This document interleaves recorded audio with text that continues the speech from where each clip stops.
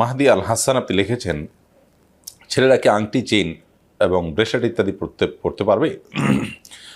যদি স্বর্ণের হয় তাহলে সেটি ছেলেদের জন্য পড়া জায়েজ নয়, কারণ স্বর্ণের ব্যবহার আল্লাহ তাআলা নারীদের জন্য জায়েজ রেখেছেন, পুরুষদের জন্য নয়। আর পুরুষদের জন্য কেন নয়? আল্লাহ বরং যা নিষেধ করেছেন আমাদের জন্য, সেটার মধ্যে অবশ্যই কোনো না কোনো কল্যাণের দিক আছে। কোনো রহস্য ছাড়া আল্লাহ রাব্বুল আলামিন কোনো নির্দেশ আমাদেরকে দেননি। সেটা আমরা জানি বা না জানি, বুঝি কিংবা না বুঝি, আজ বুঝি কিংবা কিছুদিন পরে বুঝি।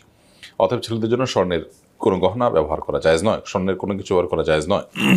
আর আংটি যদি পড়তে হয় তাহলে সেক্ষেত্রে রূপার আংটি ছেলেরা পড়তে পারে।